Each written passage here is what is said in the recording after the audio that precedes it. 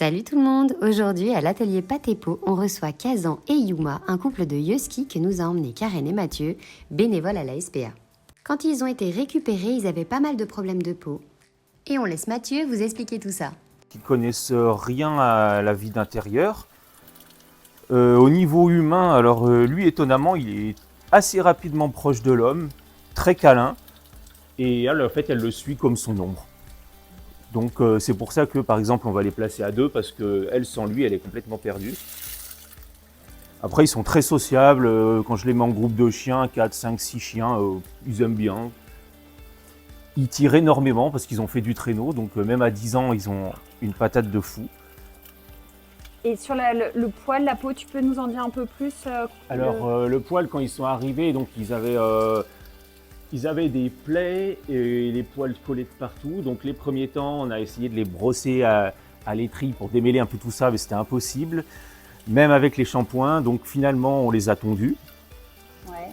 Ensuite, pour ce qui est des plaies, on est allé voir une vétérinaire dermato, donc qui a fait les analyses, tout ça, levure, plein d'infections de toutes sortes.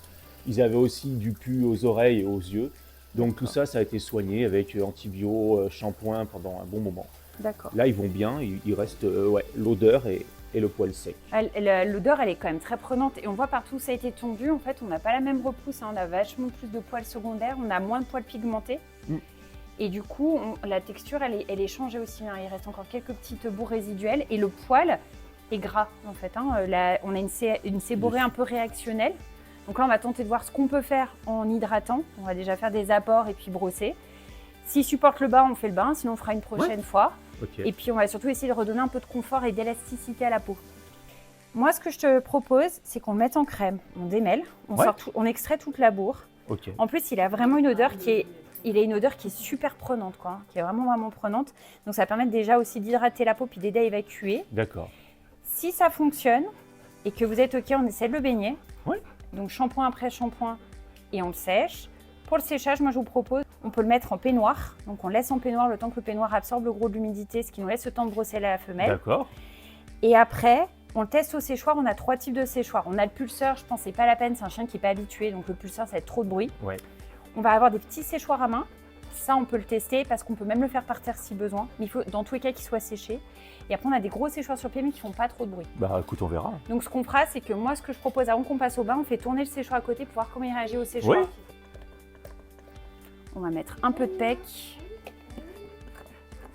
On va mettre un peu de K101.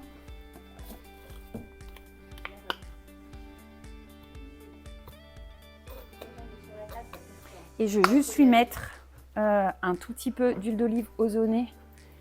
Parce que vraiment, je pense que voilà, on n'y est pas. Je vais mettre un petit peu d'eau chaude. On va attaquer par la partie la plus sèche. Et là, on fait. Ça, c'est un truc que tu vas laisser agir un moment. Et même si comme ça, on ne peut pas le laver, que ça reste, ça va lui faire des apports en gras. C'est très sec, hein, la peau elle est vraiment sèche. Voilà. Quand tu as des chiens comme ça, problème de peau, pour tout ce qui est bactéries et allergènes, on demande de beaucoup les laver. Donc c'est des chiens qui sont beaucoup lavés. Sauf qu'en fait, tu sais, la peau, c'est que du sébum. Ouais. Tu as une osmose sur la peau entre le microbiote, donc tu as les bactéries du chien, tu as le gras du sébum, cette espèce de lait qui est sécrété quand les cellules, elles forment la kératine, et c'est ce qui fait ton pH. Et en fait, si tu veux, pour le chien, quand tu le laves, tu touches à ça. Et en fait, tu touches la peau. Ouais. Et pour nettoyer, en fait, quand on veut nettoyer la bactérie, on nettoie tout. Oui. Et il a plus son gras. Et la seule glande qui peut produire rapidement de quoi compenser ce qu'on a éliminé, c'est le sébum. C'est pour ça que souvent, tu te retrouves avec des chiens qui sont très gras.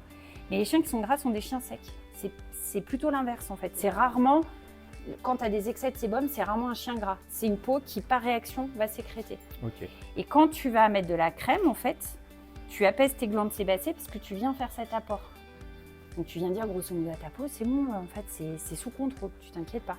Ça va juste me permettre de répartir la crème et si j'ai du nœud, de sortir ton nœud sans forcer, tu vois. Voilà.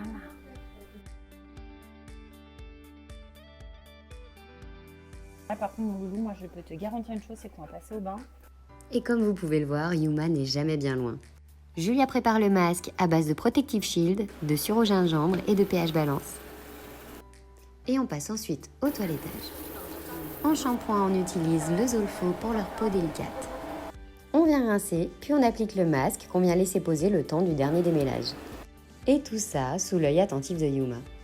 On vient ensuite envelopper Kazan dans notre peignoir pour limiter le temps de séchage. Et c'est au tour de Yuma. Là encore, Kazan n'est jamais bien loin. Après lui avoir appliqué le spray à tamis, on commence le brossage pour enlever tout le poil mort. Et on vient elle aussi la toiletter avec les mêmes produits que Kazan. Yuma avait un poil en meilleur état que Kazan, donc elle n'a pas eu besoin de pré-masque.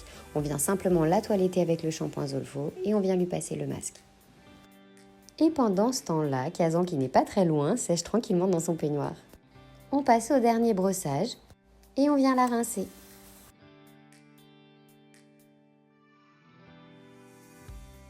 On vient finir le séchage de Kazan en lui passant un peigne pour enlever les derniers nœuds. Et c'est au tour de Yuma. Un dernier petit coup de peigne et le tour est joué. Je sais pas ce que vous en pensez, mais pour nous c'était une belle réussite ce toilettage en duo. Nous avons partagé un véritable moment de douceur avec ces deux adorables loulous.